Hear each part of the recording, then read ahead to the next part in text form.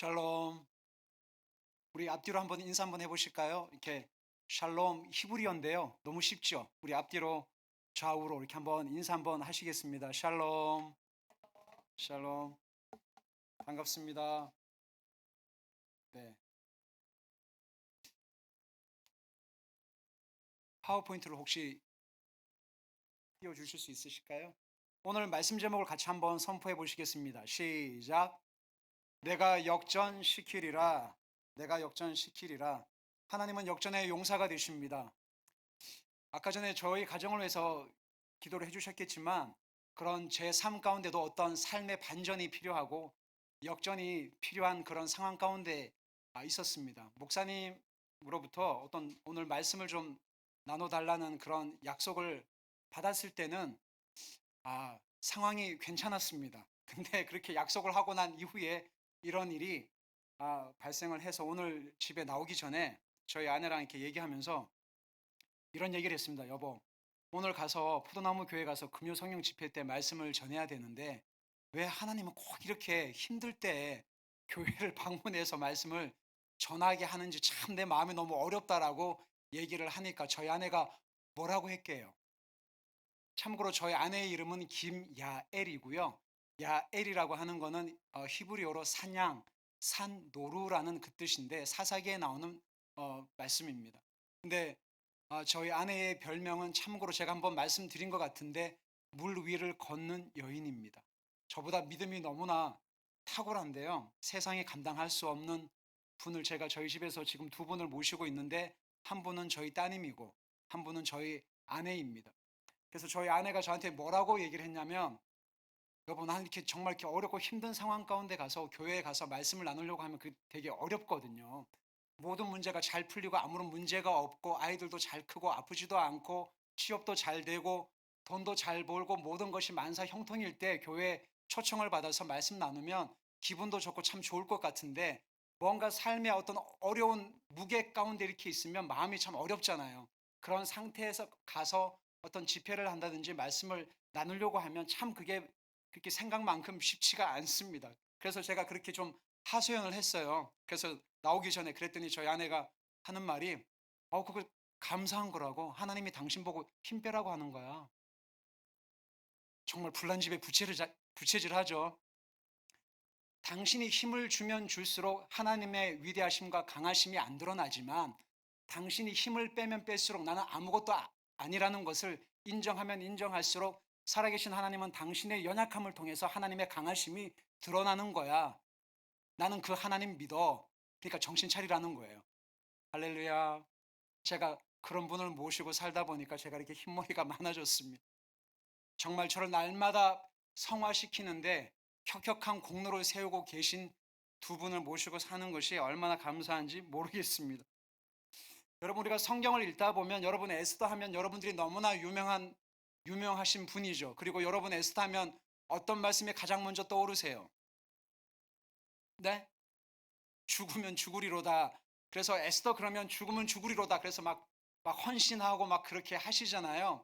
근데 에스더서를 꼼꼼하게 읽으면 에스더가 처음부터 죽으면 죽겠다라고 이야기하지 않았습니다. 먼저 오늘 함께 나눌 이 말씀 가운데 우리가 성경 말씀을 읽다 보면 많은 분들은 아브라함 그러면 믿음의 조상, 그리고 뭐 야곱 그러면 야복강에서 막 씨름해서 하나님으로부터 축복을 받은 자꾸 어떤 사람의 됨됨이, 그 사람의 어떠함에 대해서 자꾸 주목을 하려고 하지만 중요한 것은 아브라함을 아브라함 되게끔 하신 하나님.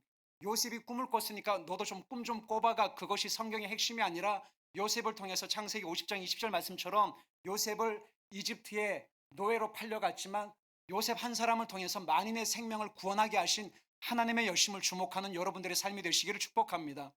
에스더가 죽으면 죽겠다는 것이 핵심이 아니란 말이에요. 여러분, 에스더서를 보면 하나님이라고 하는 단어가 나올까요? 안 나올까요? 안 나와요. 엘로힘, 아도나이, 하나님이라고 하는 단어가 안 나오는데 가장 놀랍도록 반전을 일으키는 놀라운 역전의 드라마 성경을 뽑으라면 저는 주저없이 에스더서를 뽑아요. 하나님이라고 하는 단어가 안 나와요. 근데 정말 놀랍게도 보이지 않는 하나님의 열심, 하나님의 보이지 않는 그 일하심이 에스더 곳곳에 숨어져 있습니다. 그래서 에스더서를 주목하지 마시고 에스더라고 하는 그 여인을 주목하지 마시고 에스더를 통해서 하나님이 어떤 일을 행하시는지 그 주님을 주목하는 밤이 되었으면 좋겠습니다. 여러분 파워포인트를 한번 보실까요? 여러분 이스라엘 보이시죠? 네, 한번 더 클릭을 해 주십시오. 네, 클릭을 해 주시면 이게 흘러가야 되는데 여러분 나왔습니다. 이게 무슨 지역이라고요? 초생달, 반달 모양처럼 생긴 요 모양이 비옥한 초생달 지역이라고 하는 레반트 지역입니다. 그리고 여러분 우리가 고대 문명 그러면 메소포타미아 문명이 있죠. 나일강 문명이 있죠. 그리스 헬라 문명이 있죠. 들어보셨죠? 메소포타미아, 메소 어디 사이에, 포타미아 두 강 사이에 있는 문명이라고 해서 메소포타미아인데 유명한 강이 있죠. 무슨 강이 있죠? 유프라테스 강과 티그리스 강, 이 두 강 사이에 발달한 문명을 메소포타미아 문명인데 저기서 놀라운 제국이 등장을 하는데 아수르 제국과 바벨론 제국이 등장을 하고 애굽, 저 나일강을 통해서 이집트 문명이 형성이 되고요. 또 클릭을 하시면 저 위쪽에 여러분 한 10시, 11시 방향에 보시면 그리스, 헬라 지역이 있습니다. 그리스와 로마 문명이 있죠. 이것이 성경이 배경이 되는 지역입니다. 여러분들이 이 지역을 꼭 방문할 수 있기를 축복합니다. 아멘이시죠? 저 같은 사람도 로마를 빼고 저 지역을 다 갔다 왔으니 하나님은 한다면 하시는 분이십니다. 그 다음 파워포인트를 한번 보실까요? 네, 여기가 메소포타미아 지역인데요.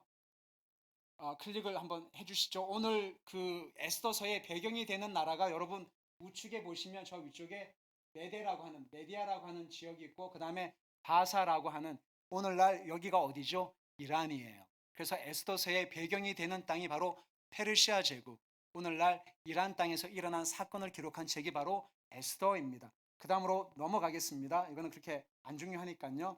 페르시아 제국, 그 다음 파워포인트를 한번 보십시오. 여러분 매년 3월달이 되면 미국의 유명한 경제 잡지라고 하는 포브스에서 매년마다 전 세계에서 돈을 가장 많이 버는 전 세계의 100대 부자들을 발표를 해요. 올해는 아직 발표를 하지 않았습니다. 아직 시기가 안 돼서 2022년도 지난해 전 세계 가장 돈을 가장 많이 갖고 있는 첫 번째 부자는 누구라고 생각하세요? 여기 이거는 지금 2022년도 거는 아닙니다. 몇 년 전 건데 대부분 선발을 하면 이쪽에서 상당히 많이 나오는데 여러분 혹시 이 얼굴들 중에 알고 계신 분 있으세요? 네? 마크요? 마크 주크버그죠? 마크 주크버그 혹시 여러분 페이스북 하세요? 예, 페이스북을 만든 그 마크 주크버그라고 하는 사람도 세계 10대 부자 중에 한 사람이고요. 혹시 아마존이라고 혹시 웹사이트 아십니까? 아마존이라고 하는 웹사이트를 만든 사람이 저 맨 왼쪽에 있는, 네, 저 얼굴 안 비추셔도 됩니다. 맨 왼쪽에 일본의 제프 베이조스라고 하는 사람이 몇 년 전에는 1위였는데 지난해에는 2등이었습니다. 1등은 바로 테슬라라고 하는 전기자동차 그 CEO인 일론 머스크라고 하는 사람이 지난해 전 세계에서 돈이 가장 많대요. 그래서 제가 한번 확인을 해봤더니 제가 왜 이거를 보여드리냐면 한번 비교해 보세요. 이 전 세계에서 10대 부자들의 그 모든 돈을 다 합쳐도 페르시아 제국 감당이 안 돼요. 그만큼 페르시아 제국이 전 세계를 호령했을 정도로 어마어마한 대제국이었다는 것을 설명드리기 위해서 제가 이 표를 가져왔는데 이 일론 머스크라고 하는 사람이 지난해 돈이 가장 많았던 사람인데 이게 얼마냐면 265조 5,400원이래요. 엄청나게 많죠. 그래서 여기에 보시면 구글을 창립한 사람, 페이스북을 창립한 사람, 그 다음에 루이비통 사장님도 계시고 해서 전 세계에서 돈이 가장 많은 그런 사람으로 이렇게 나와 있습니다. 근데 이 사람들의 모든 전 재산을 다 합쳐도 오늘 읽었던 페르시아 제국, 특별히 에스더의 남편으로 나오는 에스더서 1장 1절에 보면 에스더의 남편이 누구라고 나오냐면 아수에로 왕으로 나옵니다. 그 아수에로 왕을 헬라어로 바꿔서 읽으면 크세르크세스가 되는데 그 사람이 영화에 나왔어요. 몇 년 전에. 뭐죠? 영화 300이. 잘 아시네요. 영화 300. 물론 영화로 만든 겁니다. 거기에 맨 나중에 보면 에스더 남편이 등장을 해요. 자, 한번 그 다음 파워포인트를 한번 보시죠. 저 왼쪽에 계신 이 영화는 영화 300에 몇 년 전에 이걸 만들었는데요. 물론 실화를 이렇게 바탕으로 만들었지만 허구적인 요소도 상당히 많습니다. 300명 그 이상이 같이 연합해서 페르시아 대군하고 싸웠는데, 여기 오른쪽에 보시면 여기 이 잘생긴 배우 있잖아요. 이 사람이 에스더서 1장 1절에 나오는 아수에로 왕의 역할을 맡은 배우입니다. 그때 당시에 이 레오니다스라고 하는 스파르타의 이 왕이 스파르타 아시잖아요. 그 300명을 거느리고 가서 이 페르시아 대군과 싸운 이 배경을 만든 영화가 영화 300인데 한번 봐보셔도 좋을 것 같습니다. 오늘은 영화 얘기하는 게 아니니까요. 그 다음 파워포인트를 한번 보십시오. 여러분, 에스더서 1장 1절을 한번 보겠습니다. 에스더서 1장 1절 함께 읽겠습니다. 잘 따라오십시오. 에스더서 1장 1절 시작. 이 일은 인도로부터 구스까지 127 지방을 다스리는 왕이라. 여러분 한번 지도 한번 보십시오. 아수에로 왕 때 다스렸던 땅덩어리입니다. 여러분들은 정말 믿음이 좋으세요. 아무도 안 놀라시는군요. 인도가 어디죠? 여기에요. 인도로부터 어디까지요? 구스라고 하면 오늘날 아프리카의 어디죠? 이디오피아예요. 그래서 이 인도로부터 저 이집트, 그다음에 페르시아, 그다음에 저기 어디입니까? 카스피해, 흑해, 지중해, 페르시아만까지 해가지고 지금 터키, 시리아, 레바논, 이스라엘, 이집트, 그 다음에 저 위쪽에 그리스까지, 이 인도로부터 구스까지 127개의 지방을 통치했던 왕이 누구냐고요? 아수에로 왕이요. 이 크세르크세스라고 하는 나중에 에스더의 남편이 되는 이 왕이 다스렸던 땅이었습니다. 근데 이 에스더 사건이 어디서 발발을 하냐면 저기 노란색으로 표시가 된 게 있죠. 수사라고 하는. 그래서 지금도 이란에 가시면, 저곳에 가시면 페르세폴리스라든지 페르시아 제국을 건설했던 고레스 왕의 무덤이라든지 오늘 에스더서의 배경이 되는 모르드게와 에스더의 무덤이 이란에 있습니다. 꼭 가보시기를 축복합니다. 그 다음 파워포인트를 한번 요거를 잠깐 언급을 해드리고 오늘 함께 말씀을 나누도록 하겠습니다. 간략하게 말씀드릴게요. 이 페르시아 제국을 세웠던 왕은 누구일까요? 맨 위에 고레스 왕이었습니다. 고레스 왕 다음에 캄비세스 왕이고 다리오 1세고 아수에로 이렇게 되는데, 오늘 에스더서의 배경이 되는 왕은 누구일까요? 아수에로 왕입니다.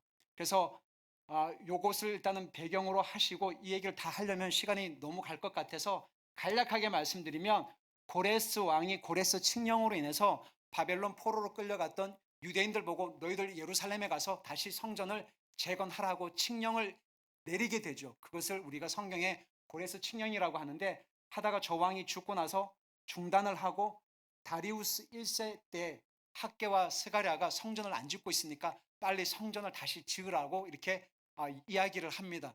그때 쓰여진 성경이 학개서와 스가랴인데, 그 이후에 다리오 1세 이후 40년 뒤에 에스더 사건이 발생을 하거든요. 그때 왕이 바로 아수에로 왕입니다. 여기까지만 말씀드리고 그 다음 파워포인트로 한번 가보시겠습니다. 이거는 뭐 마라톤 전투도 있고 살라미 해전도 있는데 이거는 다음 기회에 설명을 드리겠습니다. 오늘 함께 읽었던 말씀 중에 한 가지를 더 말씀드리면서 에스더 2장 5절과 7절을 한번 보십시오. 여러분들이 잘 아시는 것처럼 에스더 2장 5절과 7절인데요. 우리 함께 읽겠습니다. 시작.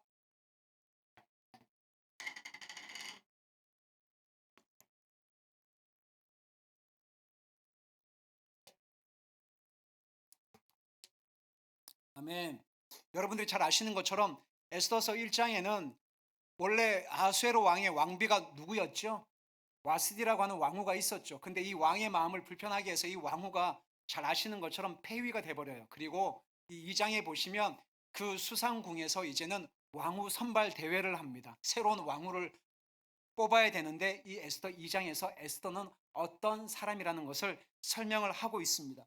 그래서 왕후 선발 대회에 나가는데 2장 8절 9절을 같이 한번 읽겠습니다. 시작. 왕의 조서와 명령이 반포됨에 처녀들이 도성 수산에 많이 모여 헤게의 수하에 나아갈 때 에스더도 왕궁으로 이끌려가서 궁녀를 주관하는 헤게의 수하에 속하니 헤게가 이 처녀를 좋게 보고 은혜를 베풀어 몸을 정결하게 할 물품과 일용품을 고추며 또 왕궁에서 의뢰주는 7 궁녀를 주고 에스더와 여러분 이 말씀을 보면 에스더라고 하는 히브리어로는 하다사라고 합니다. 이 에스더를 보고 헤게라고 하는 이 궁녀를 주관하는 이 분이 에스더를 보고 뭘 베풀죠? 무엇을 지금 베풀고 있죠? 말씀에 보면 2장 9절에 보면 뭘 베풀고 있죠? 은혜를 베풀고 있죠. 은혜를 베풀도록 어떤 분이 어떤 일을 지금 하고 계시는 게 보이신가요? 에스더에게 하나님께서 은혜를 받도록 사람의 마음을 움직이시는 하나님의 보이지 않는 손길을 여러분들이 주목해서 읽으셨으면 좋겠습니다. 그래서 이 처녀들을 불러놓고 왕을 아련하기 위해서 이때 당시에 전 세계를 호령했던 페르시아 제국의 왕을 아련하기 위해서 1년 동안 몸을 정결하게 해야 된다고 성경은 말씀하고 있습니다.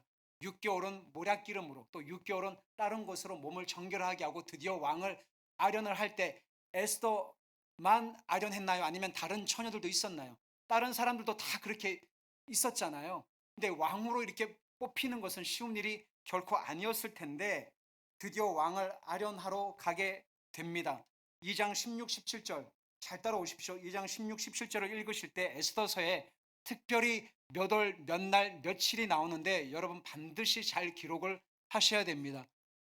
유대인들이 쓰는 유대력과 저희들이 쓰는 태양력은 계산법이 달라요. 이것을 그냥 몇 월, 몇 날, 뭐 무슨 10월, 태백월, 몇 월, 며칠 이것을 그냥 이게 무슨 말인지 잘 모르겠다라고 그냥 넘어가면 에스더서에 여기에 정말 놀라운 신비와 비밀이 감추어져 있기 때문에 반드시 잘 따라오십시오. 2장 16, 17절 시작.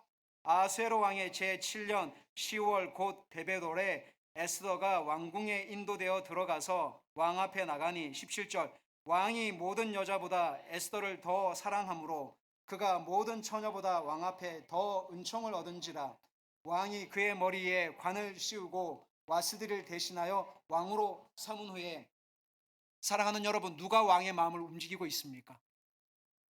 에스더라고 하는 그 처녀를 이 왕은 처음 봤어요. 그리고 에스더를 처음 본 것뿐만 아니라 다른 처녀들도 계속 봤을 거 아니에요. 근데 이 왕의 마음을 누가 지금 움직이고 있나요?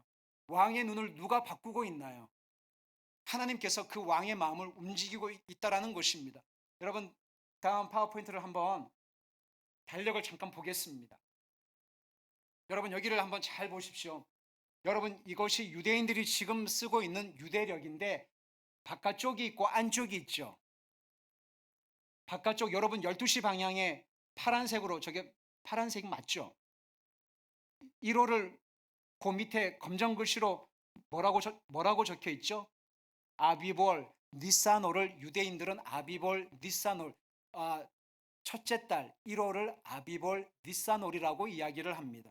그리고 둘째 달 2월을 뭐라고 하죠? 시부월 3월은요 시바놀 4월은요 타무즈월 5월은 아부월 6월은 엘룰월월 7월은 티시리월 8월은 불월 9월은 키슬레브월 10월은 데베월 11월은 스바돌 12월은 아달월이라고 하는데 불임절이 언제 있어요? 12월에 있어요. 그러면 여러분 저희들이 저기서 1월, 2월, 3월, 4월 이렇게 유대력이 작동을 할 때 저희들이 쓰는 태양력으로 계산을 하면 요것을 조금 바꿔야 되는데 안쪽으로 계산을 하면 되는 거예요. 그러니까 유대력 1월이면 우리가 쓰는 달력으로 계산을 하면 3월 중하순 4월 초가 된다는 거예요. 이해가 되시죠? 그렇게 계산을 하셔야 됩니다. 성경에 나와 있는 달력은 저희들이 쓰는 태양력으로 양력으로 계산을 하시면 안 되고 유대력으로 생각을 하셔야 돼요. 그러면 2장 16절 보세요. 아수에로 왕의 제7년 그러니까 왕이 된 지 7년째 몇 월이라 그랬어요? 10월은 아까 저기 파워포인트에 보시면 뭐라고 나와 있나요? 달력을 계속 좀 비춰주십시오. 10월. 예, 대베돌이라고 지금 성경에 나와 있잖아요. 그죠? 예, 그때 왕으로 이렇게 선발이 됩니다. 이 달력을 계속 비춰주십시오.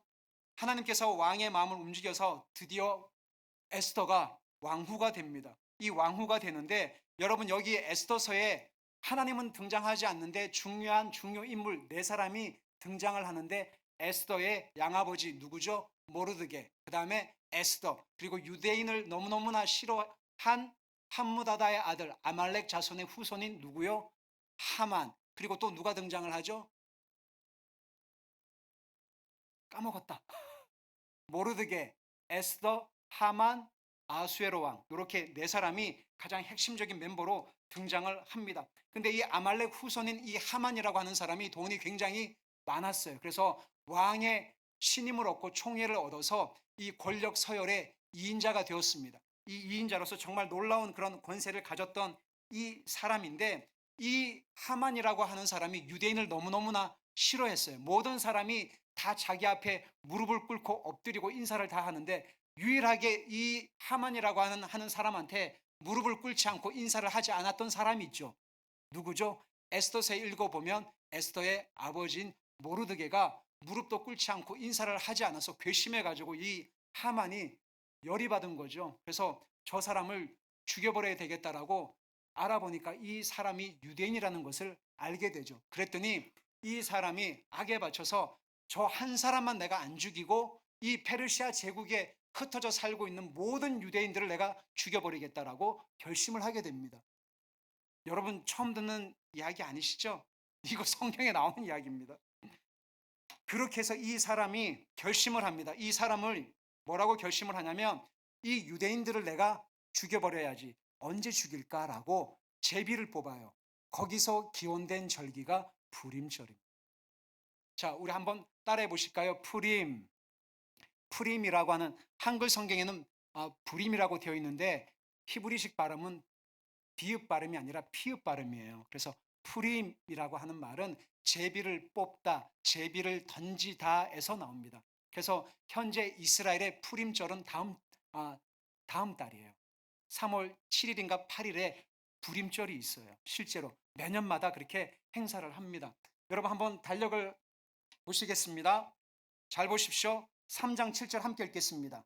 3장 7절에 하만이 이 유대인들을 언제 죽여야 할지 제비를 뽑아요. 3장 7절 시작. 첫째 달 곧 니산월에 무리가 하만 앞에서 날과 달에 대하여 푸르 곧 제비를 뽑아 12째 달 곧 아다로를 얻은지라. 여러분 절 보십시오. 그리고 이 달력을 잘 보세요.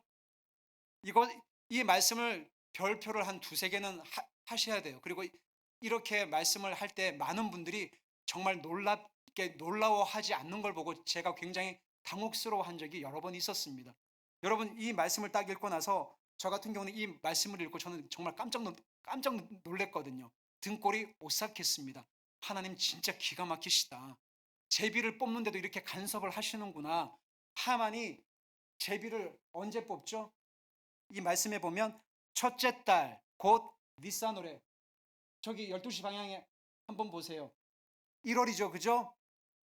잘 따라오고 계시죠? 1월 아비볼 혹은 니산월 이 말씀에 보면 왕이 된 지 12년째 첫째 달 곧 니산월에 저 유대인 놈들 내가 저거를 다 없애버려야지 진멸해버려야지 감히 나를 얕봐? 나 앞에서 무릎도 안 꿇고 인사도 안 하고 저 모르드게가 어느 종족이야? 유대인이라고 합니다. 유대인 놈들 내가 다 죽여버릴 거야.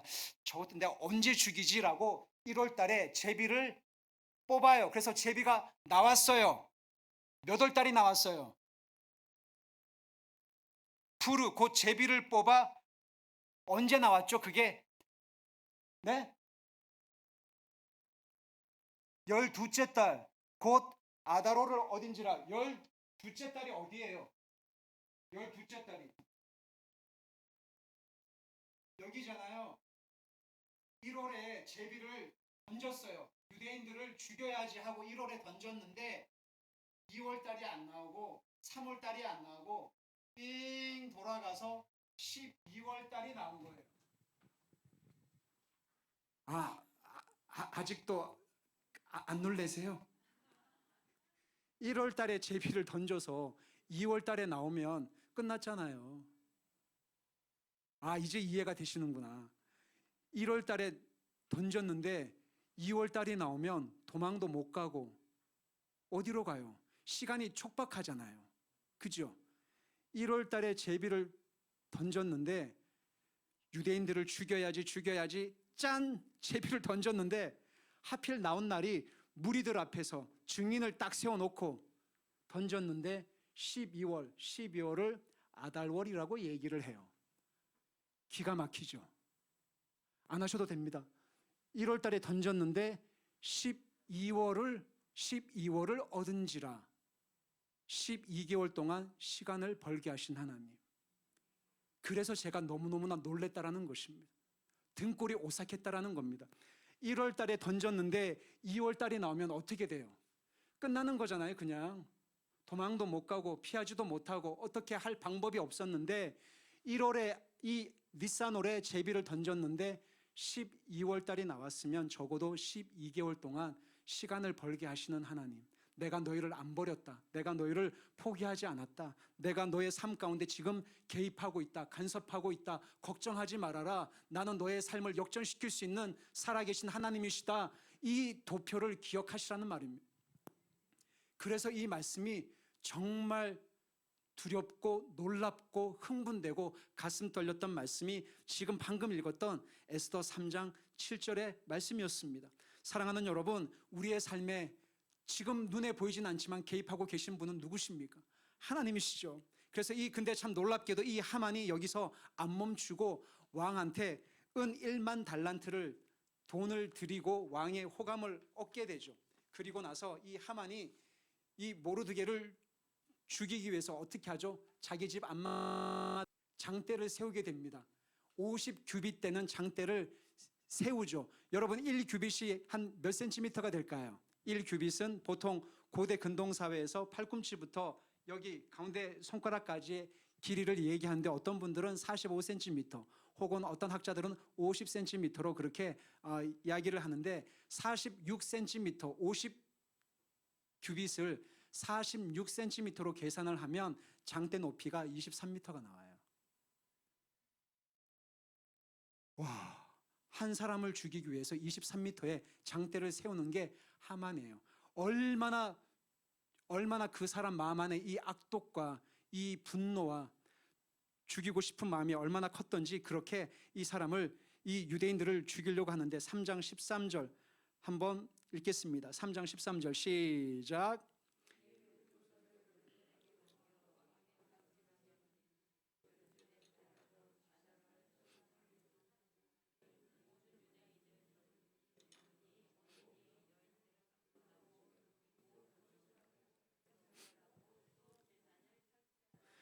물은 막론하고 남녀노소 다 끝장내겠다는 겁니다. 남녀노소 다 죽이겠다. 그래서 이 성경에 보면 다 죽여라, 도륙해라, 진멸해라, 남녀노소, 유대인, 아이, 어른 할 것 없이 다 죽여버려라 라고. 언제요? 아달월, 아까 보셨잖아요. 12월 아달월 몇 날 며칠에 다 없애버려라 라고 그렇게 이야기를 합니다. 그렇게 왕의 명령이 떨어집니다. 이 유대인들은 정말 끝장난 거예요. 벼랑 끝에 서 있는 정말 풍전등화와 같은 그런 상황 가운데 있을 때에 모르드게도 너무너무나 슬퍼하고 하니까 에스더에게 가서 이 이야기를 하라고 이야기를 하죠. 그랬더니 에스더가 그 자초지정을 다 듣게 되죠. 지금 무슨 일이 지금 일어났구나라는 것을 에스더가 신하를 통해서 듣게 되고 난 다음에 에스더가 그 상황을 딱 접하고 나서 처음 반응이 뭐냐면 내가 죽으면 죽겠습니다가 아니라 왕이 나를 안 부른 지 한 달이 되었습니다. 왕이 안 불렀는데 내가 그냥 나가면 나 죽어요가 에스더의 첫 반응이었어요. 에스더나 저희들이나 똑같은 죄인이고 그냥 똑같은 인간에 불과하지만 하나님이 그 에스더라고 하는 한 여인의 삶을 통해서 개입하고 계시는 하나님의 열심을 주목하시기 바랍니다. 에스더 4장 11절을 보십시오. 에스더 4장 11절 시작. 남녀를 막론하고 부름을 받지 아니하고 안뜰에 들어가서 왕에게 나가면 오직 죽이는 법이요 왕이 그자에게 금규를 내밀어야 살 것이라. 이제 내가 부름을 입어 왕에게 나가지 못한 지가 이미 30일이라 라고 이야기를 합니다. 못 간다는 거예요. 왕이 나를 안 찾은 지가 30일이 되었기 때문에 왕의 명령 없이 함부로 나갔다가는, 그때 당시에는 왕의 말이 바로 법이었기 때문에 왕의 권위를 떨어뜨리는 어떤 행동이나 말을 하게 되면 그 자리에서 죽는 거예요.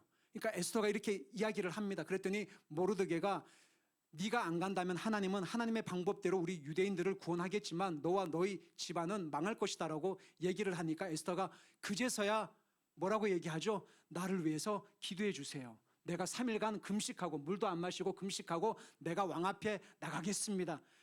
만약에 내가 죽게 되면 죽겠습니다. 그때서야 이야기를 하고 3일간 금식을 하는데, 여러분 금식 해보신 분들은 아시겠지만 금식하실 때 며칠째가 제일 힘드세요? 3일째. 3일째 된 얼굴이 이쁘세요? 3일간 금식을 하고 에스더가 왕 앞에 나갑니다. 물도 안 마시고 그냥 나가요. 여러분 5장 1절 2절을 보십시오. 시작. 제3일에 에스더가 왕후의 예복을 입고 왕궁안 뜰 곧 어전 맞은편에 서니 왕이 어전에서 전문을 대하여 왕자에 앉았다가 왕후 에스더가 들에 선 것을 본즉 매우 사랑스러움으로 손에 잡았던 금규를 그에게 내미니,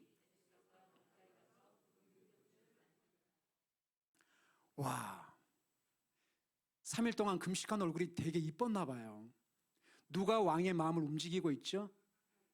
하나님이 움직이고 있다라는 거죠.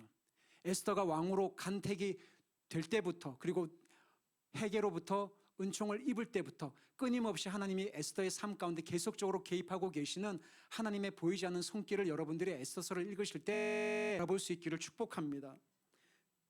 그래서 금규를 내밀어요. 만지니까 안 죽어요. 그래서 왕이 얘기합니다. 뭐라고 묻죠? 에스더에게 네 소원이 뭐냐? 여러분들이 만약에 에스더라면 그 왕 앞에 뭐라고 말씀하시겠습니까, 권사님? 왕이 뭐라고 묻죠? 에스더에게 금규를 딱 내밀고 내 소원을 말해봐. 네 소원이 뭐니? 내 나라의 절반이라도 너에게 주겠다라고 하면 저 같으면 예 주세요라고 할 것 같아요. 절반 주세요. 이 어마어마한 땅이잖아요. 할렐루야. 저만 그런가요? 여러분이 만약에 그 에스더 입장이라면 왕이 진짜 그렇게 얘기하잖아요. 네 소원이 뭐냐 말해라. 내가 이 내 영토의 절반이라도 너에게 주겠다고 하면 여러분이 지금 에스더 입장이라면 뭐라고 말씀하시겠습니까? 네? 살려주세요. 하만을 죽여주세요. 제가 왜 이 질문을 했냐면 저도 당연히 에스더가 그렇게 얘기할 줄 알았거든요. 폐하, 저 사실 유대인인데요. 하만이 저희 민족을 죽이려고 그래요. 저희 좀 살려주세요라고 얘기할 것 같은데 에스더가 얘기 안 해요. 왜 안 했을까? 그것이 제가 묵상하면서 든 질문이었습니다. 안 그런가요? 아니 소원을 말하라잖아요. 그럼 말하면 되잖아요. 저 좀 살려주세요. 저희 민족 죽게 되었어요라고 하는데 에스더가 이야기를 하지 않고 뭐라고 얘기를 하냐면 아주 센스 있게, 성경에는 나오지 않지만 제가 생각할 때 하나님이 에스더에게 주신 지혜였던 것 같아요. 왕이시여 하만과 함께 제가 베푼 이 잔치자리에 와주십시오라고 얘기를 해요. 그래서 왕이 그래 하만을 불러라. 그래서 하만이 와서 같이 함께 잔치를 합니다. 그러면서 네 소원이 뭐냐라고 이렇게 묻는데 에스더가 그래도 얘기하지 않고 입을 다물고 있다가 내일 제가 말씀드릴 테니까 내일 다시 하만과 함께 오시옵소서라고 얘기를 합니다. 그 얘기를 들으니까 하만은 막 어깨가 우쭐대는 거죠. 와, 내가 드디어 왕의 인정을 받는 권력 서열 2위고 왕후도 나를 인정해서 왕후가 초대한 잔치자리에 나를 부르다니 어깨가 우쭐해서 막 기뻐서 어쩔 줄을 몰라갖고 그렇게 가서 자랑을 하는 것이 5장 9절 10절 11절이에요. 그래서 막 친구들한테 자랑을 합니다. 이것이 예수님을 믿지 않는 대부분의 사람들이 이야기하는 육신의 정욕, 안목의 정욕, 이생의 자랑을 하만도 똑같이 얘기합니다. 야, 나 봤지? 나 누군 줄 알아? 내가 왕의 총애를 입는 사람이야. 왕의 서열 2인자야. 내 자식들이 얼마나 많은 줄 알아? 내가 지금 어떤 집에 살고 있는 줄 아니? 내가 어떤 차를 지금 몰고 다니는 줄 알아? 나 이런 사람이야. 하만이 이렇게 떵떵거리면서 그렇게 하던 중에 정말 끝장날 것 같은 그 상황에서 하나님이 참 놀랍게 아하수에로 왕에게 잠을 안 주세요. 불면증에 시달리게 하시는 하나님을 찬양합니다. 그것이 6장 1절이에요. 시작. 그날 밤에 왕이 잠이 오지 아니하므로 명령하여 역대 일기를 가져다가 자기 앞에서 읽히게 하더니, 여러분들은 이렇게 보통 이렇게 좀 잠이 안 오시면 뭐 하세요? 넷플릭스 보세요? 미스터 트롯 들으세요? 근데 이 왕이 그 전날에는 잠을 잘 주무셨는데 그날따라 잠이 안 오시는 거죠. 그죠? 여호와께서는 주께서 사랑하시는 자에게 잠을 주신다 그랬잖아요. 그죠? 잠이 안 오면 술을 마실 수도 있고, 왕이니까 뭘 못하겠어요. 그죠? 근데 이상하게 이 왕이 우리 궁중 일지를 갖고 와서 내 앞에서 읽으라 라고 명령을 합니다. 그랬더니 신하가 와서 이렇게 쭉 읽어요. 이렇게 뭐 몇 날, 몇 년, 몇 월, 며칠에 무슨 일이 있었고 쭉 읽다가 이 신하가 뭐라고 이렇게 읽냐면, 몇 년, 몇 월, 며칠 왕의 내신 빅다다와 데레스가 왕을 암살하기 위해서 모의를 했나이다. 그런데 유대인 모르드게가 이 사실을 알고 저희들에게 신고를 해서 왕의 목숨이 살리게 되었나이다. 이 궁중일지에 이것을 쓴 것을 신하가 쭉 읽고 이 왕이 잠이 안 와서 이렇게 쭉 듣다가, 잠깐만, 나를 암살하려고 했던 사람이 있었어? 왕의 내시였던 그 두 사람이 왕을 암살하려고 했었는데 유대인 모르드게가 이 사실을 알고 이렇게 신고를 해서 왕께서 생명을 건지게 되었습니다라고 이야기를 합니다. 그것이 에스더 6장에 나와요. 여러분 처음 듣는 것처럼 제 얼굴을 너무 빤히 쳐다보시면 말하는 제가 굉장히 부담스럽습니다. 다 알고 계시는 내용이죠. 조금 이렇게 다르게 제가 설명을 지금 하고 있는 건데요. 그랬더니 이 왕이 깜짝 놀라는 거예요. 그래서 깜짝 놀라서, 야, 그 유대인 모르드게에게 무슨 상을 베풀었니?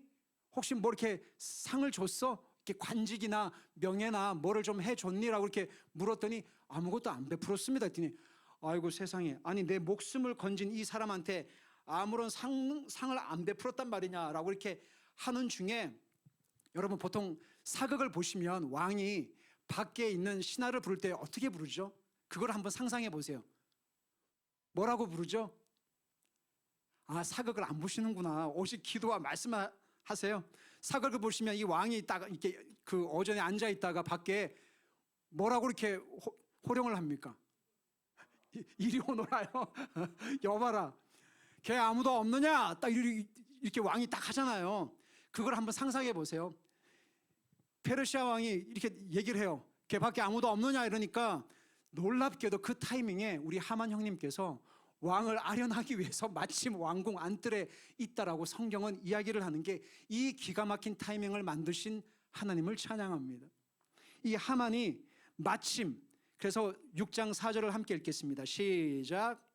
왕이 이르되 누가 뜰에 있느냐 하매 마침 하만이 자기가 세운 나무에 모르드게 달기를 왕께 구하고자 하여 왕궁 바깥들에 이른지라. 5절 시작.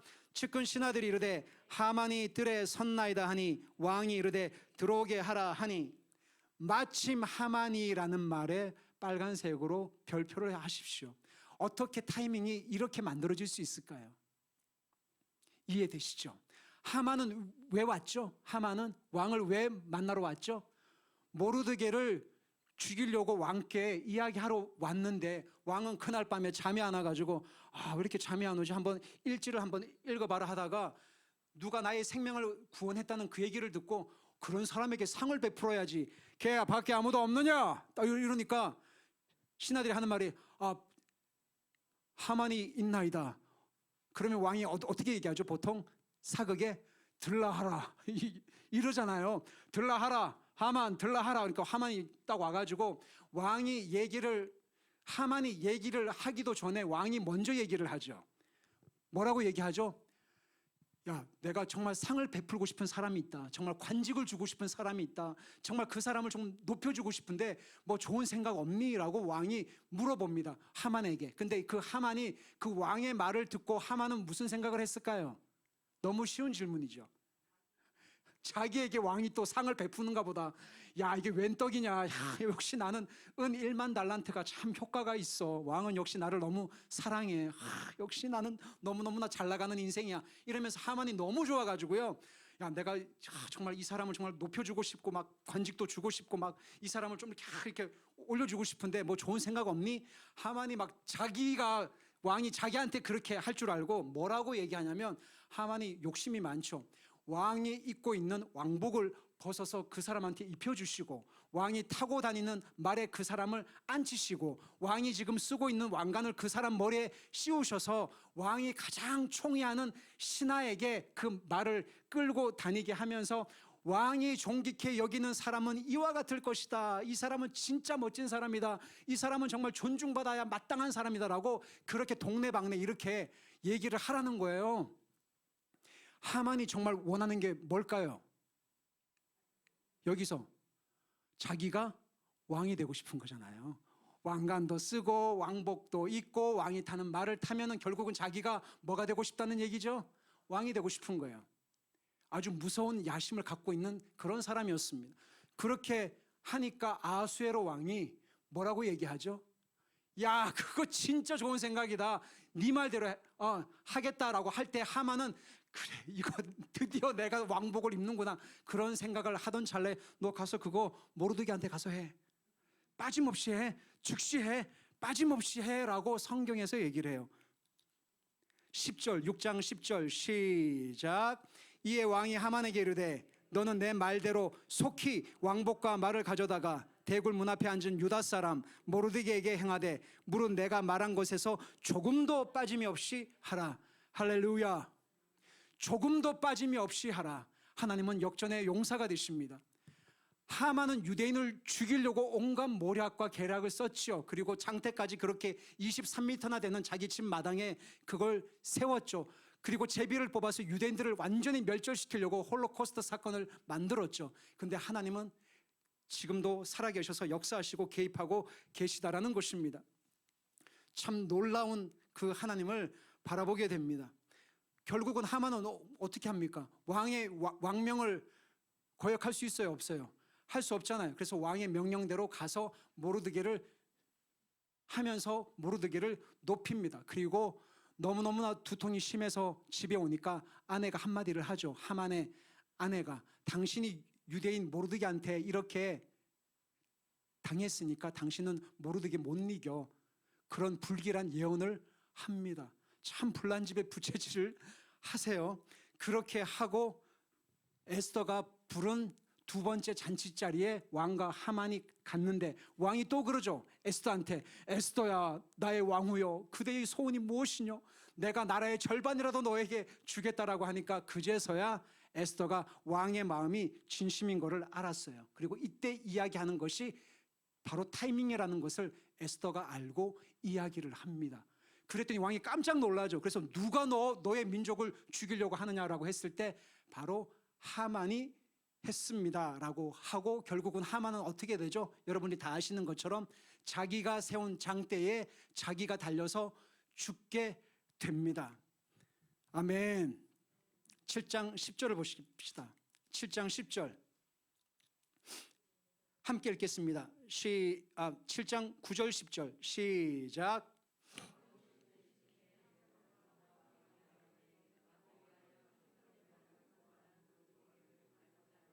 하만이 높이가 50규빗 되는 나무를 준비하였는데 이제 그 나무가 하만의 집에 섰나이다. 왕이 이르되 하만을 그 나무에 달라 하매 모르드게를 매달려고 한 나무에 하만을 다니 왕의 노가 그친지라. 아멘. 아멘. 할렐루야. 하나님은 역전의 하나님이십니다. 하나님은 나의 상황과 환경을 능히 바꾸실 수 있는 분이십니다. 하나님은 나의 자녀를 성령의 사람으로 바꾸실 수 있는 분이십니다. 제 삶 가운데도 벼랑 끝에 서 있는 지금 현재의 문제가 있습니다. 해결해야 될 문제가 있고 아픔이 있습니다. 목회자라고 선교사라고 해서 문제 없는 사람이 없어요. 다 나름의 아픔과 고민과 슬픔과 애통함이 있고 해결해야 될 그리고 이것이 좀 풀려야 될 그런 숙제들이 다 있습니다. 그러함에도 불구하고 하나님은 지금도 살아계셔서 벼랑 끝에 서 있는 나의 발걸음을 든든한 반석 가운데로 이끌고 가실 능력이 되시는 하나님이십니다. 다만 왜 시험에 들고 왜 어렵냐면 하나님이 일하시는 방법이 나의 방법과 다르기 때문에 그렇습니다. 하나님이 일하시는 타이밍이 내가 생각하는 타이밍에 바로 일어나지 않기 때문에 힘이 드는 것이에요. 근데 하나님은 지금도 일하고 계시다라는 것입니다. 그래서 이 찬양을 여러분들과 함께 부르고 싶으신 것입니다. 여러분, 저희 가정에 이러한 문제들이 있을 때에, 집 문제가 일주일 전에 터졌을 때에, 정말 예상치도 않았던 문제가 있었을 때 제가 한 며칠 동안 너무너무나 힘이 들었어요. 나가야 되는 거예요. 갈 데가 없어요. 어디로 가야 돼요? 아이는 인천에서 학교를 다니는데 그럼 어디로 가야 돼요? 정말 막막한 그런 상황 가운데서 원망하는 마음이 올라오기 시작하고 슬퍼지게 되고, 선교사들은 날마다 이렇게 여기서 몇 개월, 여기 몇 개월 이렇게 떠들이 생활을 해야 되는가라는 자괴감 때문에 밤잠을 설치면서 하나님 뭐 하십니까? 갑자기 막 원망하는 마음이 올라오고 불평하고 입을 함부로 놀리는 순간 이 찬양이 떠오르기 시작했던 거죠. 기도를 멈추지 마라. 너의 입을 삼가 지켜라. 감사하라.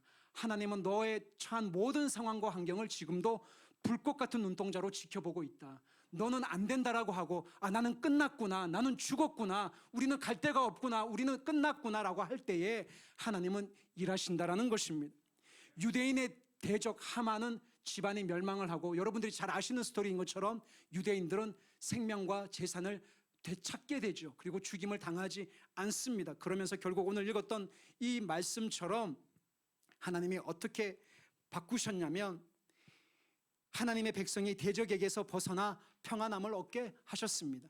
슬픔이 변해서 기쁨으로 바꿔주셨죠. 애통이 변해서 길한 날로 하나님이 상황과 환경을 역전시켜 주셨습니다. 하나님이 유대민족을 이렇게 건지시고 역전케 하시고 반전의 드라마를 쓰신 하나님이시라면 제 삶 또한, 저의 가정의 형편 또한, 여러분이 어느 누구에게도 말 못할 고민과 아픔과 이 상황이 좀 바뀌었으면 좋겠다, 우리 가정 안에 이러한 일들이 일어났으면 좋겠다, 그게 자녀의 문제든 재정의 문제든 취업의 문제든 진로의 문제든 신앙의 문제든 관계의 문제든 그 어떤 문제든지 간에 저뿐만 아니라 분명히 여러분 마음 안에도 내 삶의, 내 상황과 환경 가운데 이런 문제가 좀 반전이 좀 되었으면 좋겠다, 역전이 되었으면 좋겠다라고 하는 삶의 영역이 있지 않습니까? 하나님은 하실 수 있다라는 것입니다. 우리 함께 찬양하면서 기도하는 시간을 좀 갖고 싶습니다. 아까 불렀던 찬양인데요, 역전되리라라는 이 찬양의 가사를 기억하시면서 우리 함께 기도하면서 오늘 말씀 들으신 그 내용을 기억하시면서 찬양을 했으면 좋겠습니다.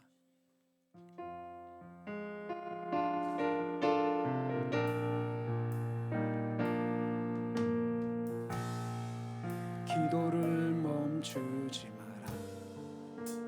눈앞에 상황이 마음을 눌러도 원망치 마라. 너의 입을 지켜라. 저들은 너의 입을 보고 있다. 마음을 뺏기지 마라. 마음을 뺏기지 마라. 내가 널 도우지 않는단 소리에 너의 모든 게 불리해도 너는 기도를 계속해라. 너 기도를 멈추지 마라. 내가 너의 그 모든 상황을 바로 역전시키리니 너 기도를 멈추지 마라.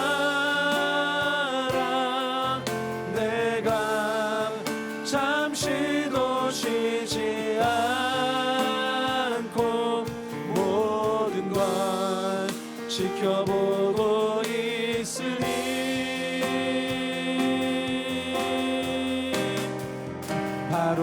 역전되리라. 다시 한번 고백합니다. 너 기도를 멈추지 마라. 눈앞의 상황이 마음을 눌러도 원망치 마라. 너의 입을 지켜라. 저들은 너의 입을 보고 있다.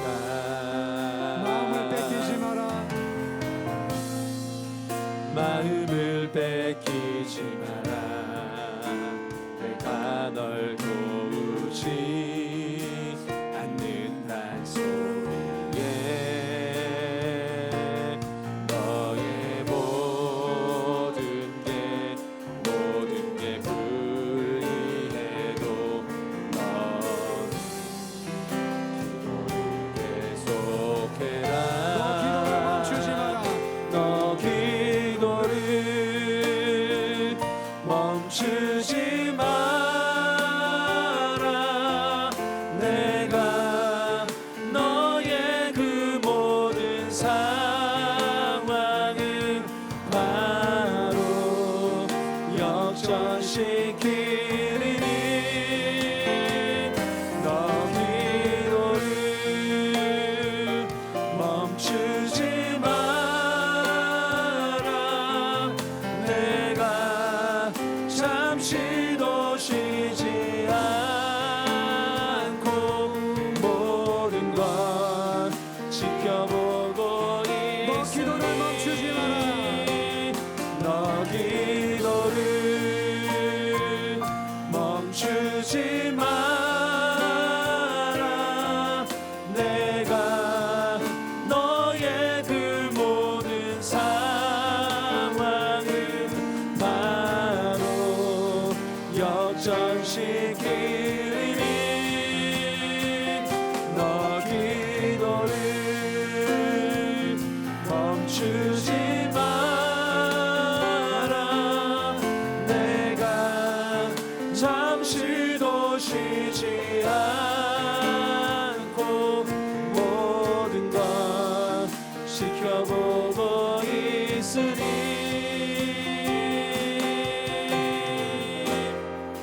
바로 역전되리라.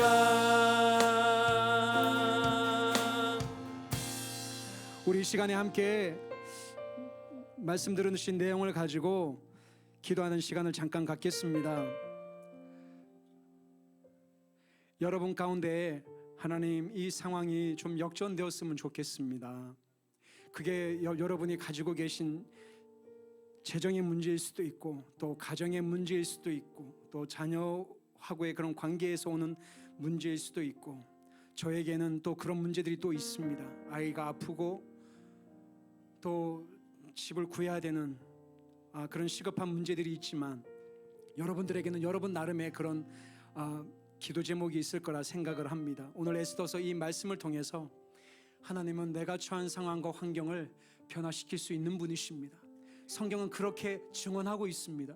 증명하고 있습니다. 하나님은 어제나 오늘이나 변함없이 동일하다고 말씀하십니다.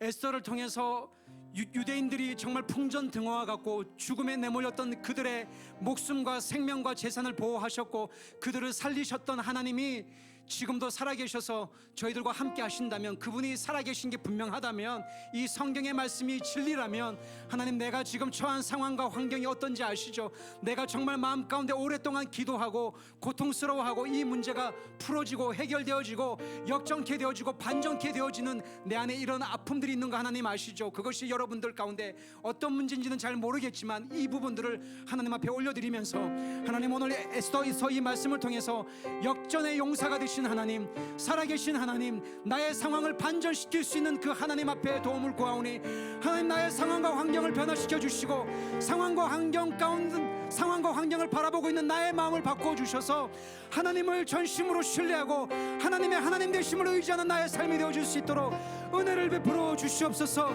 하나님 반전시켜 주시옵소서. 역전시켜 주시옵소서. 하나님의 도우심이 필요합니다. 하나님 도와주시옵소서. 주여 한번 부르고 합심하여 다 같이 기도하겠습니다. 주여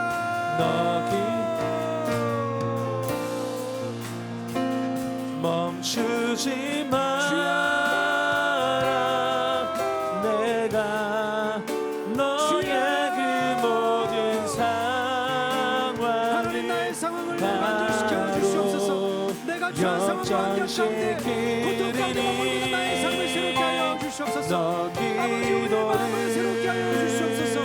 내 마음 가운데 힘든 아버지가 묶여 있습니다. 거기에 개입하여 주시옵소서. 하나님 개입하여 주시옵소서. 잠시 더 쉬지 않고 모든 걸 지켜보고 있으니 너 기도를 멈추지 마라. 내가 너의 그 모든 상황을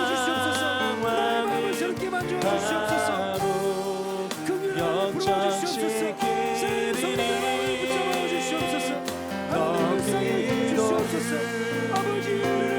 멈추지 마라. 내가 잠시도 쉬지 않고 모든 걸 지켜보고 있으니 너 기도를 멈추지 마라. 내가 잠시도 쉬지 않고 모든 걸 지켜보고 있으니 바로 역전되리라. 너 기도를 멈추지 마라. 내가 너의 그 모든 상황을 바로 역전시키리니 너 기도를 멈추지 마라. 내가 잠시도 쉬지 않고 모든 걸 지켜보고 있으니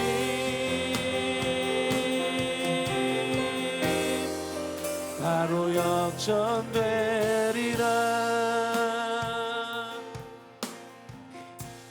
계속해서 눈을 감으신 채로 하나님 앞에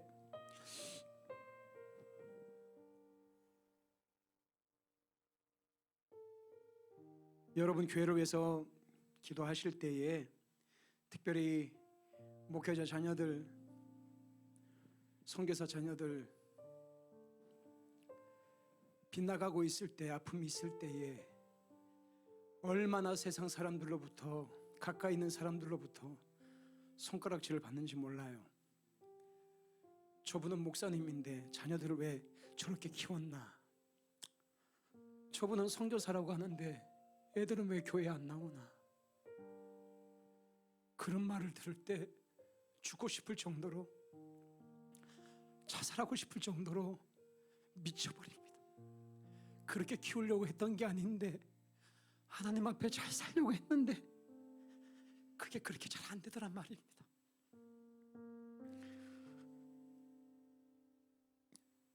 목사님 자녀들을 위해서 기도해 주시고, 전 세계에서 복음을 증거하시는 선교사님들을 위해서 기도해 주실 때, 선교사님들이 자기의 자녀들을 오픈하고 정직하게 이야기를 잘 하시는 분도 계시지만, 자녀들을 말씀으로 잘 양육하는 분도 계시지만, 그렇지 못한 분들이 훨씬 많습니다. 조울증에 걸린 아이, 우울증에 걸린 아이, 자살을 시도한 아이, 손가락을 벤 아이, 마약을 한 아이, 포르노의 음란물에 빠진 아이, 혼전 임신한 아이, 수많은 아이들의 얘기를 듣습니다. 지금도 사랑하는 성도님들이 목회자 자녀와 선교사 자녀들 사역자 자녀들에 대해서 손가락질을 하시기 전에 그분들이 잘못한 것도 있겠죠. 그런 얘기를 들을 때마다 제가 제일 회피하는, 가고 싶지 않는 세미나가 어떤 세미나인 줄 아세요? 가정 세미나예요. 그렇게 가기 싫어요.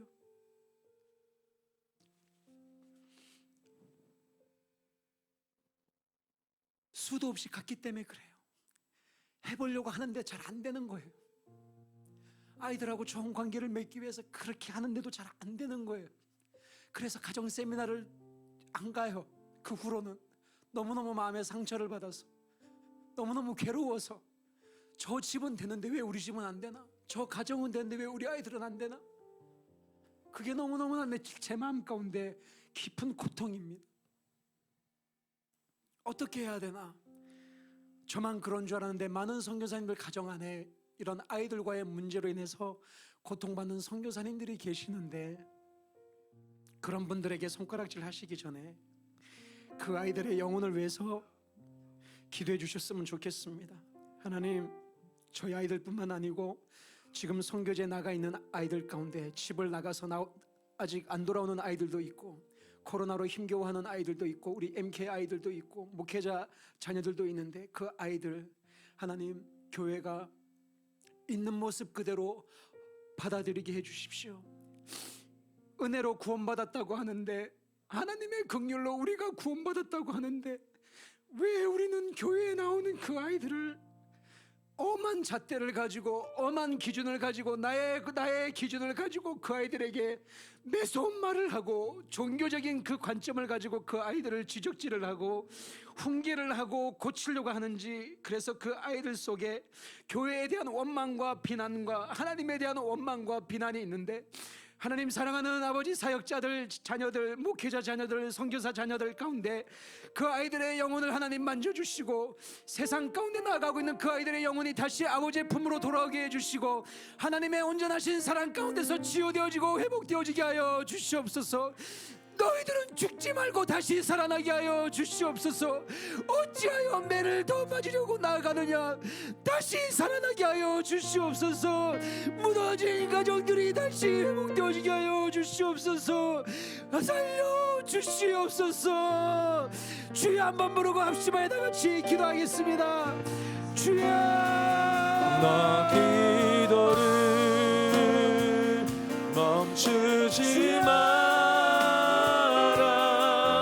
내가 너의 그 모든 상황을 바로 역전시키리니, 너 기도를 멈추지 마라. 내가 잠시도 쉬지 않고 모든 것 지켜보고 있으니, 너 기도를 멈추지 마라. 내가 잠시도 쉬지 않고 모든 것 지켜보고 있으니, 영혼들을 만져주시고 새롭게 해주시고 치료하여 주시고 낫게 하여 주시고 고쳐 주시옵소서. 살려 주시옵소서. 성령 세례를 받게 하여 주시옵소서. 하나님을 만나게 하여 주시옵소서. 은혜를 베풀어 주시옵소서. 하나님, 은혜를 베풀어 주시옵소서. 치료하여 주시옵소서. 고쳐 주시옵소서. 하나님, 새롭게 하여 주시옵소서. 주님 도와주시옵소서. 주님 도와주시옵소서.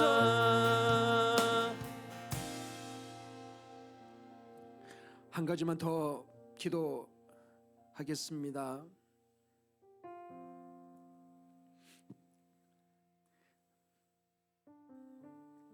한국 교회를 위해서 기도해 주시고, 코로나로 인해서 만여 개의 교회가 문을 닫았다고 하는데,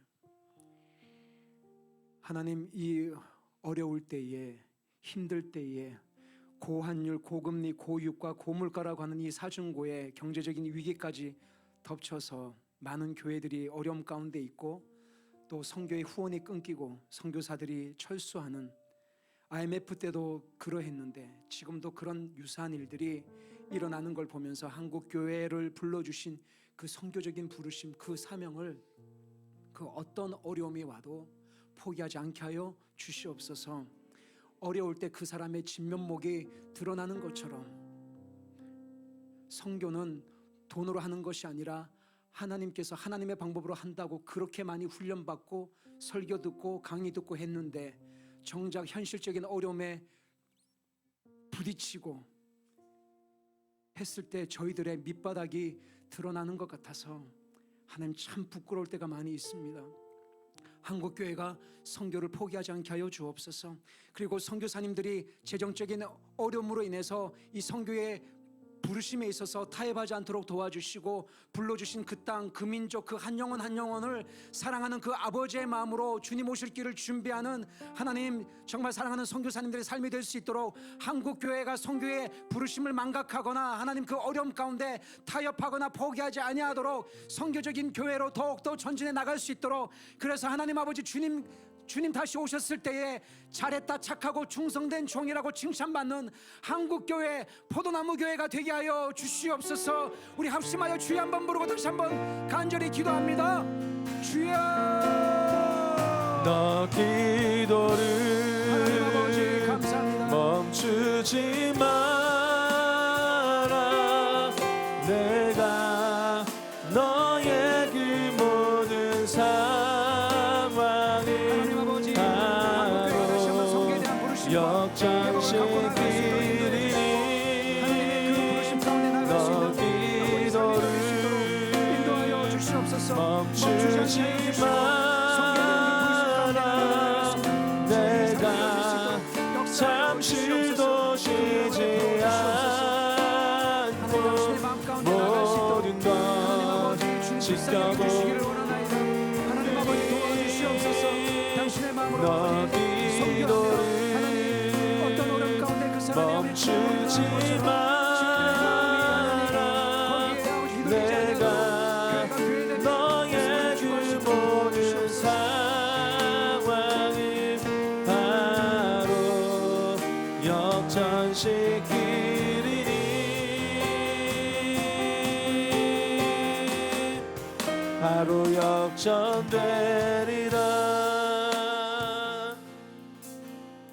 아멘. 여러분, 우리 이제 역전되리라 이 찬양 우리 한 번 더 하나님 앞에 고백하는 마음으로 찬양하고 우리 한 번 더 말씀 붙들고 마지막으로 기도하고 개인적으로 기도하시고 돌아가겠습니다. 우리 이제 역전되리라. 여러분, 주님께서 나에게 주시는 음성입니다. 기도를 멈추지 마라.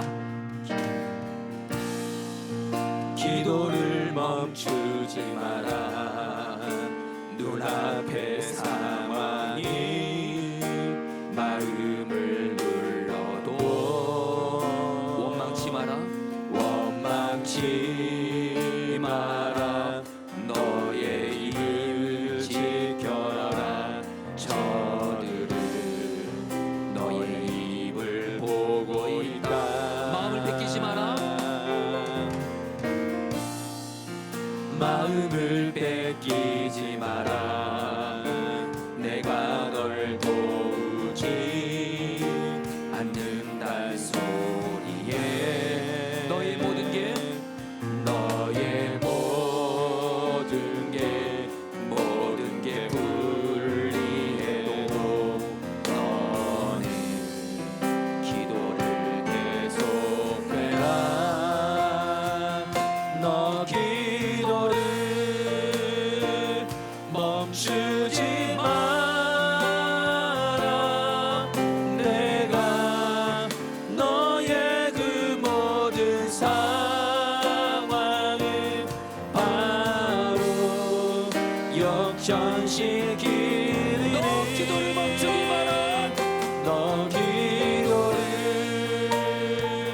멈추지 마라. 내가 잠시도 쉬지 않고 모든 걸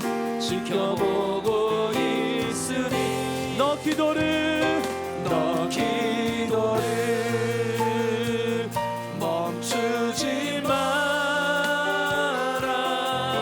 내가 너의 그 모든 상황을 바로 역전시키니 너 기도를 멈추지 마라. 내가 잠시도 쉬지 않고 모든 걸 지켜보고 있으니 바로 역전되리라. 바로 역전. 우리 마지막으로 고백합니다. 너 기도를 멈추지 마라. 너 기도를 멈추지 마라. 멈추지 마라. 내가 너의 그 모든 상황을 내가 너의 그 모든 바로 상황을 역전시키리니 바로 너 역전시키니 기도를 멈추지 마라. 너 기도를 멈추지 마라. 내가 잠시도 쉬지 않고 모든 걸 지켜보고 있으니 바로 역전되리라. 바로 역전되리라. 아멘. 우리 이제 마지막으로 기도할 때 오늘 우리에게 주신 말씀 에스더 9장 22절 말씀 붙들고 기도하겠습니다. 이달 이날에 유다인들이 대적에서 벗어나서 평안함을 얻어 슬픔이 변하여 기쁨이 되고 애통이 변하여 길을 날이 되었으니 여러분 이 말씀 그대로 붙들고 주님 오늘 여러분 이 말씀 붙들고 우리 먼저 여러분들 에스더서를 말씀드리면서 우리 첫 번째로 기도할 때 여러분 지금 우리 눈앞에 보이는 상황은 하나님이 우리의 기도를 응답 안 하고 있는 것 같고 일하지 않는 것 같아도 우리는 다 보고 있습니다. 하나님이 일하고 계셨습니다. 여러분 첫 번째로 기도할 때 하나님 여전히 내 삶은 어렵고 힘든 일이 있는 것 같고 기도 응답은 안 되는 것 같을지라도 그건 내 생각이고 여전히 나와 함께 계셔서 나에게 일하고 계시는 주님을 바라본 눈이 열려지게 해주십시오. 영적인 눈을 열어주십시오. 눈으로만 내 육신의 눈으로만 보는 걸 보지 말게 하시고 영적인 눈이 열려서 여전히 내 삶 가운데 함께 하시고 나와 간섭하시고 일하고 계시는 주님을 바라본 눈이 열려지게 주십시오. 두 번째입니다. 오늘 약속의 말씀 이달 이날에 바로 지금 이 시간에 주님 내가 주님의 말씀대로 기도를 포기하지 않고 기도하오니 기도를 멈추지 않고 기도하오니 나에게 있는 문제와 고난이 슬픔이 변하여 기쁨이 되고 애통이 변하여 길한 날이 되므로 주님 나에게 역전의 날 베풀어 주시옵소서. 마지막으로 주여 한번 부르시고 기도하겠습니다. 주여 너 기도를 멈추지